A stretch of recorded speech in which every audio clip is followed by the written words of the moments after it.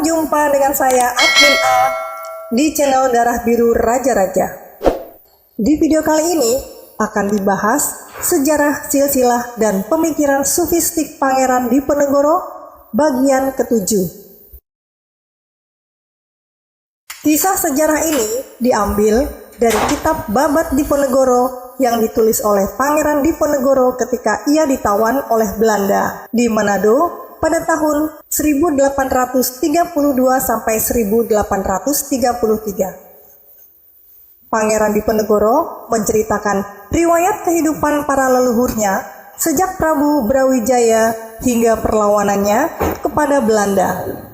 Kisah ini ditulis oleh Pangeran Diponegoro dengan pemahaman pada tahun 1800-an. Bagian 7. Sekembali di desa Sela, Ki Ageng Sela merasa bersalah atas tindakannya telah menangkap kakek tua dan menyerahkannya ke Kesultanan Demak. Karenanya, ia bertobat kepada Tuhan dengan melakukan tapa brata di ruang Panepen. Sewaktu bertapa brata itulah, Ki Ageng Sela selalu dilayani oleh pemanahan cucunya. Seusai melakukan tapa brata, Ki Ageng Sela memberikan pepali pada seluruh anak cucunya. Kepada anak cucunya, Ki Ageng Sela berkata, "Kelak anak keturunanmu akan menjadi raja di tanah Jawa. Tapi ingat, untuk menjadi orang yang dimuliakan Tuhan, hendaklah manusia tidak kusut, dengki, ria, dan kibir. Sampaikan pada cucumu pinta pemanahan. Cucumu dan kami semua ingin menyimak dan mengamalkannya.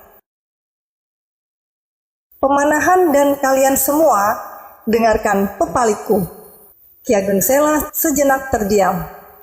"Sungguh pun kalian beramal saleh kepada setiap manusia, namun apabila kalian masih dirasuki 4 perkara, yaitu kusut, dengki, ria, dan kibir, akan sirna amal saleh kalian.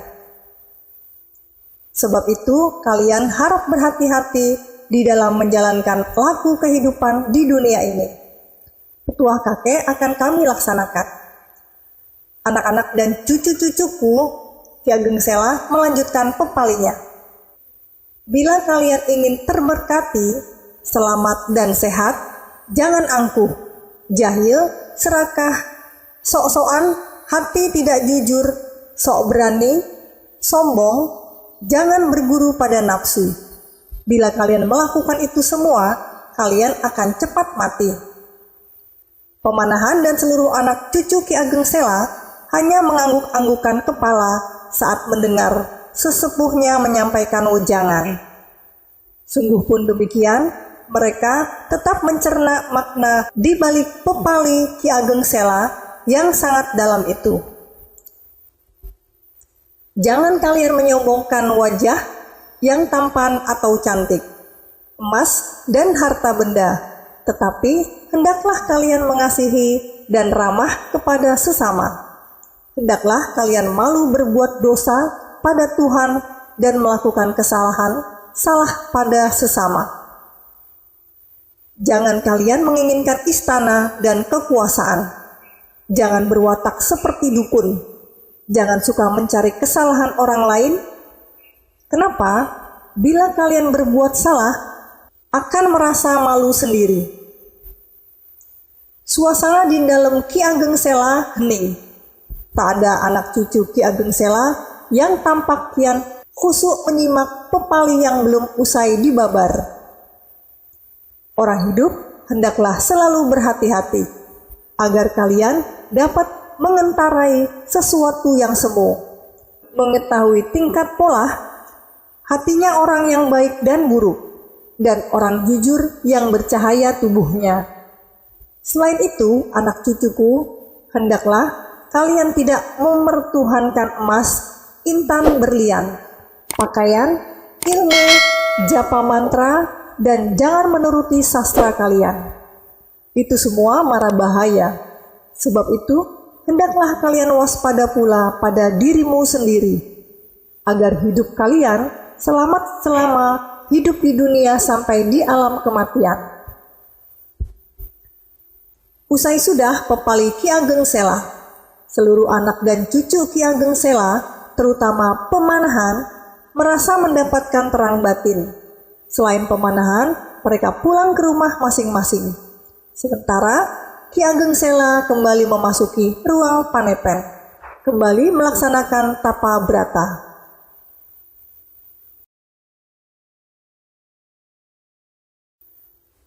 Mas Karebet yang dikenal Jaka Tingkir telah memasuki usia dewasa. Sewaktu merawat padi daga milik Nyi Ageng Tingkir di ladang, Jaka Tingkir ditemui oleh Sunan Hadi. Kepada Jaka Tingkir, Sunan Hadi memerintahkannya untuk mengabdi ke Demak. Sebelum Jaka Tingkir melontarkan jawaban, Sunan Hadi telah lenyap dari pandangan mata.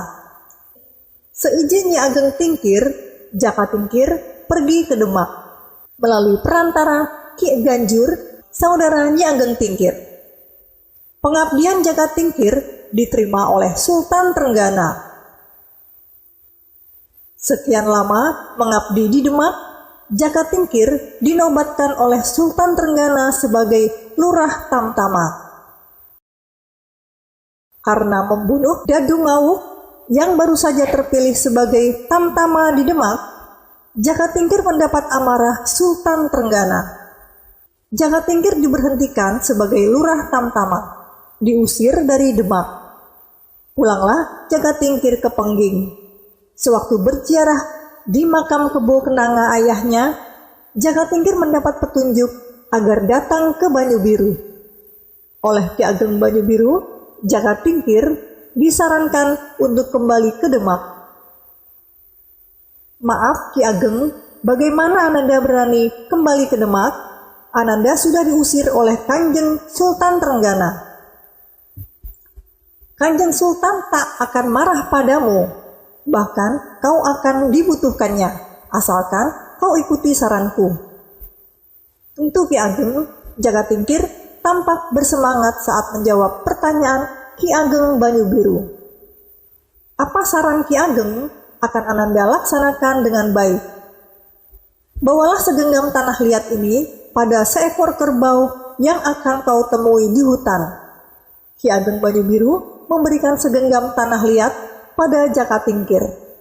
Selain itu, bawalah putraku Mas Monca sebagai kawan perjalananmu ke Demak. Disertai Mas Monca, Jaka Tingkir pergi ke Demak. Setiba di hutan, Jaka Tingkir melihat seekor kerbau. Tanpa berpikir panjang, Jaka Tingkir menyuapkan segenggam tanah liat dari Ki Ageng Banyu Biru ke mulut kerbau. Sontak kerbau itu mengamuk ke pesanggrahan Prawata di mana Sultan Trenggana tengah berwisata bersama keluarganya. Kepada beberapa prajurit, Sultan Trenggana memerintahkan agar mencari Jaka Tingkir untuk menyelamatkan dirinya dan keluarganya dari amukan kerbau itu. Berangkatlah prajurit-prajurit itu.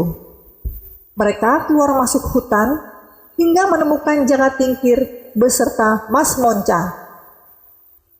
Sesudah mendapat perintah dari pimpinan prajurit yang merupakan kepercayaan Sultan Trenggana untuk merendam amukan seekor kerbau, Jaka Tingkir segera bertindak. Sesudah menemukan kerbau itu, Jaka Tingkir berhasil membunuhnya dengan hanya satu pukulan. Sultan Trenggana memanggil Jaka Tingkir. Karena keberhasilannya membunuh kerbau itu, Jaka Tingkir dinikahkan dengan putrinya. Kelak, Jaka Tingkir dinobatkan sebagai Adipati di Pajang. Sesudah kemakatan Sultan Trenggana, Sunan Prawata dan Arya Penangsang, Jaka Tingkir menjadi Sultan Pajang bergelar Sultan Hadiwijaya.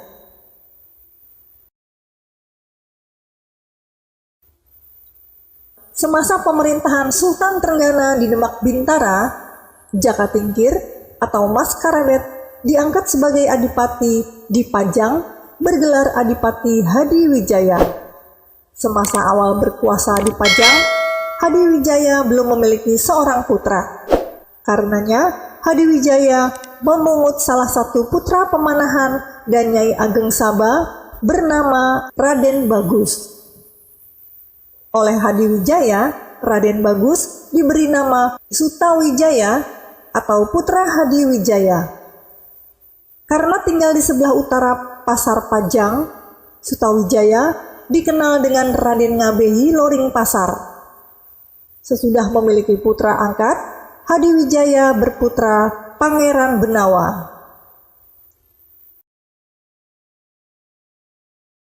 Diangkatnya Hadiwijaya sebagai adipati di Pajang membuat iri hati Adipati Arya Penangsang dari Jipang. Dengan dukungan Sunan Kudus, Arya Penangsang ingin menyingkirkan Adipati Hadiwijaya dan Sunan Prawata, putra Sultan Trenggana, dengan cara tidak langsung. Melalui dua parjinemannya, Dadang Wiring dan Rangkut, Arya Penangsang berhasrat membunuh Hadiwijaya dan Prawata. Dadang Wiring dipercaya untuk membunuh Hadiwijaya, sementara Rangkut dipercaya untuk membunuh Prawata yang tinggal di Gunung Prawata. Sesudah masing-masing menerima sebilah keris pusaka yang sakti dari Arya Penangsang, Dadang Wiring dan Rangkut meninggalkan Kadipaten Jipang. Dadang Wiring pergi ke Kadipaten Pajang, sementara Rangkut pergi ke Gunung Prawata. Di persimpangan jalan, keduanya berpisah untuk melaksanakan tugas di tempat yang berbeda. Suatu hari, Pemanahan pergi ke Kadipaten Pajang untuk menjenguk Sutawijaya putranya. Sewaktu akan pulang ke Sela, Pemanahan tak diperkenankan oleh Adipati Hadiwijaya. Penguasa Pajang itu meminta agar Pemanahan menginap di dalam Kadipaten. Sebagai abdi, Pemanahan tak bisa menolak permintaan sang adipati. Tengah malam, Pemanahan terbangun dari tidur. Suara hatinya membisikkan bahwa akan muncul petaka di dalam Kadipaten Pajang. Bergegas, Pemanahan keluar dari salah satu kamar yang ada di dalam Kadipaten. Ia berjalan ke halaman belakang. Di tempat itulah, Pemanahan memohon perlindungan kepada Tuhan atas keselamatan Adipati Hadiwijaya. Dari halaman belakang dalam Kadipaten, Dadang Wiring yang telah berhasil melompati benteng Kadipaten Pajang itu memasuki ruang peraduan Hadiwijaya. Mengetahui Hadiwijaya tertidur pulas di antara istri-istrinya, Dadang Wiring menikamkan keris pusaka Arya Penangsang ke dada Hadiwijaya berkali-kali. Berkat doa Pemanahan, ujung keris yang dibawa Dadang Wirang tidak berhasil melukai kulit Hadiwijaya. Menjelang matahari terbit di ufuk timur, Adipati Hadiwijaya belum terbangun dari tidur. Hadiwijaya baru terbangun sesudah mendengar teriakan salah satu istrinya, "Pencuri, pencuri, pencuri!" Dengan serta-merta, Raja Hadiwijaya bertanya kepada istrinya, "Adakah pencuri? Apa yang dicuri?" "Ada Kang Mas Adipati, dia sudah keluar dari tempat peraduan sesudah gagal membunuh Kang Mas dengan kerisnya." Bergegas Adipati Hadiwijaya bangkit dari ranjang, keluar dari ruang peraduannya, berlari menuju halaman belakang istana untuk menangkap sang pencuri. Setiba di tujuan, Hadiwijaya melihat Pemanahan menangkap seorang lelaki yang membawa keris ligan. "Kakang Pemanahan, siapakah lelaki yang kau tangkap itu? Apakah ia pencuri yang akan membunuhku?" "Ampun Kangjeng Adipati, hamba belum sempat menanyainya." Pemanahan mengalihkan pandangannya dari Adipati Hadiwijaya ke Dadang Wiring. "Benarkah kau yang akan membunuh Kanjeng Adipati?" "Benar Ki Ageng." "Kenapa kau ingin membunuh Kanjeng Adipati?" "Hamba disuruh oleh Gusti Arya Penangsang dari Jipang." Oh, Pemanahan hanya mengangguk-angguk kepala. Kanjeng Adipati telah mendengar pengakuan Dadang Wiring bukan? Sekarang tinggal bagaimana kebijakan Kanjeng Adipati terhadap orang Jipang ini. Keputusan Kanjeng Adipati baik adanya. Baiklah Kakang Pemanahan. Adipati Hadiwijaya menatap tajam kepada Dadang Wiring. Sebagai penguasa Pajang yang bijaksana dan suka berderma kepada siapapun, aku tak akan menghukummu. Justru aku ingin memberimu anugerah berupa pakaian dan uang. Terimalah semua ini. Segera pulanglah ke Jipang. Laporkan kegagalanmu untuk membunuhku kepada sesembahanmu. Dadang Wiring menyanggupi perintah Adipati Hadiwijaya. Sesudah menerima pakaian dan harta benda dari Hadiwijaya, Dadang Wiring pulang ke Jipang, menghadap Arya Penangsang untuk melaporkan kegagalannya membunuh Hadiwijaya. Dadang Wiring yang gagal membunuh Hadiwijaya itu tewas ditikam dengan keris Kiai Setan Kober oleh Arya Penangsang. Selepas kepergian Dadang Wiring dari halaman belakang dalam Kadipaten Pajang, Pemanahan meminta pamit kepada Hadiwijaya. Tak lama kemudian, Hadiwijaya yang mengucapkan terima kasih dan selamat jalan pada Pemanahan itu kembali memasuki dalam Kadipaten bersama istri-istrinya. Sunan Prawata sedang sakit. Saudara-saudara Sunan Prawata berkumpul di Gunung Prawata untuk menjenguk dan menungguinya. Salah seorang dari mereka adalah adik kandung Sunan Prawata yang tinggal di Kalinyamat. Ia dikenal dengan nama Ratu Kalinyamat. Rangkut yang disuruh oleh Arya Penangsang telah sampai di pekarangan tempat hunian Sunan Prawata. Dengan keris Kiai Betok, ia memasuki ruang peraduan Sunan Prawata. Sial bagi Rangkut, Sunan Prawata yang tubuhnya sangat lemah itu belum tertidur. Kau siapa memasuki peraduanku tanpa seizinku? Nama hamba Rangkut. Apa tujuanmu memasuki ruang peraduanku? Hamba disuruh oleh Kanjeng Adipati Arya Penangsang untuk membunuh Kanjeng Sunan Prawata. Sunan Prawata hanya tersenyum saat mendengar pengakuan lugas dari Rangkut. Silahkan membunuhku, aku ikhlas dengan nyawaku, tetapi bunuhlah aku sesudah aku benar-benar tertidur pulas. Baiklah, Kanjeng Sunan, hamba akan melaksanakan dengan baik. Mendengar jawaban Rangkut, Sunan Prawata segera memejamkan sepasang matanya. Namun, sebelum Sunan Prawata benar-benar tertidur, Rangkut menikam keris Kiai Betok ke dada sang Sunan. Dengan amarah berkobar-kobar, Sunan Prawata menarik keris Kiai Betok dari dadanya. Sunan Prawata melemparkan keris itu tepat ke ulu hati Rangkut. Sunan Prawata dan Rangkut mengembuskan napas terakhir hampir bersamaan.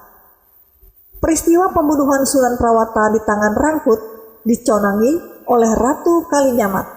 Melihat keris Kiai Betok, Ratu Kalinyamat memiliki dugaan sangat kuat bahwa pesuruh Rangkut untuk membunuh Sunan Prawata kakaknya tak lain adalah Adipati Jipang si Arya Penangsang.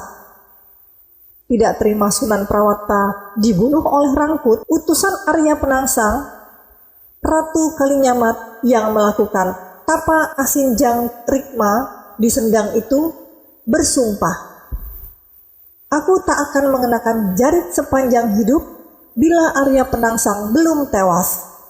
Bagi siapa saja yang berhasil membunuh Arya Penangsang, aku akan mengabdinya." Sesuai sumpah Ratu Kalinyamat, langit menggelegarkan guntur yang sangat keras. Sumpah itu bukan hanya terdengar sampai Kadipaten Jipang, namun pula sampai di telinga Adipati Hadiwijaya di Pajang.